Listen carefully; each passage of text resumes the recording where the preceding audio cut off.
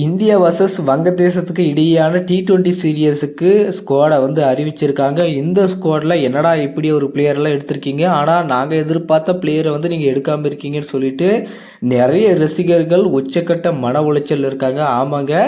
So அப்படி யார் யாரெல்லாம் இந்த ஸ்குவாடில் எடுத்திருக்காங்க, எந்தெந்த பிளேயரை வந்து நீக்கியிருக்காங்க அப்படின்றத அப்படியே ஒரு இதை பார்த்துடலாம் வாங்க. ஸோ கேப்டனாக சூரியகுமார் யாதவ் வந்து நியமிச்சிருக்காங்க. அடுத்தது பார்த்தீங்கன்னா அபிஷேக் சர்மா, சஞ்சு சாம்சன், ரிங்கு சிங், ஹார்திக் பாண்டியா, ரியான் பராக், நிதிஷ்குமார் ரெட்டி, சிவம் தூபே, வாஷிங்டன் சுந்தர், ரவி பிஸ்னோய், வருண் சக்கரவர்த்தி, ஜித்தேஷ் சர்மா, அக்ஷதீப் சிங், ஹர்ஷித் ராணா, மயங்க் யாதவ் இந்த வீரர்களை தாங்க வந்து இடம் பிடிச்சிருக்காங்க. மோஸ்ட்லி வந்து தமிழக வீரர் 2 பேர் இடம் பிடிச்சிருக்காங்க. வருண் சக்கரவர்த்தி இடம் பிடிச்சிருக்காரு, வாஷிங்டன் சுந்தர் வந்து இடம் பிடிச்சிருக்காரு. எல்லாருமே எதிர்பார்த்த மாதிரி ருத்ராஜ் கெக்வாட் இந்த ஸ்குவாடில் இல்லை.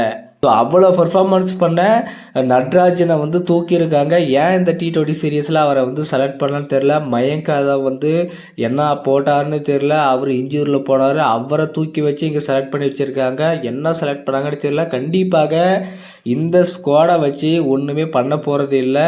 இவங்க ரொம்பவே ஒஸ்ட்டாக பண்ணியிருக்காங்க. அது மட்டும் இல்லாமல் எல்லாருமே எதிர்பார்த்த ருத்ராஜ் கைக்வாட் அவர்கள் அவ்வளோ ஒரு சூப்பராக பர்ஃபார்மன்ஸ் பண்ணி அவருக்கு இந்த T20 ஸ்குவாடில் வந்து இடம் கொடுக்கல என்பது எல்லாருக்கு ஒரு மிகப்பெரிய ஒரு அதிர்ச்சியை வந்து ஏற்படுத்தியிருக்கு. அதே மாதிரி நம்ம தமிழக வீரர் நட்ராஜன் அவர்கள் சூப்பராக பர்ஃபார்மன்ஸ் பண்ணிட்டு வந்தும் டிஎன்பிஎல் நல்லா பர்ஃபார்மன்ஸ் பண்ணார். அதே மாதிரி ஐபிஎல்லையும் நல்லா பர்ஃபார்மன்ஸ் பண்ணார். அப்படி இருக்கும்போது அவருக்கு ஏன் வந்து இந்த இடத்துல வாய்ப்பு கொடுக்கலன்றது எல்லாருடைய எதிர்பார்ப்பாக இருக்குது.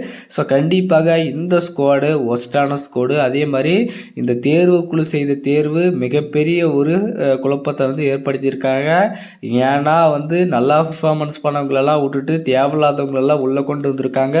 ரியான் பராக் ரீசெண்டாக பார்த்தீங்கன்னா ஒன்றுமே பண்ணல, ரிங்கு சிங்கும் ஒன்றுமே பண்ணல. அப்படி இருக்கும்போது அவங்களுக்கு வாய்ப்புகள் கொடுக்கப்படுவதற்கான காரணம் என்ன? ருத்ராஜ் கெக்வாட் அவர்கள் கண்டினியூஸாக சூப்பராக பர்ஃபார்மன்ஸ் பண்ணிட்டு வந்துட்டு இருக்காரு.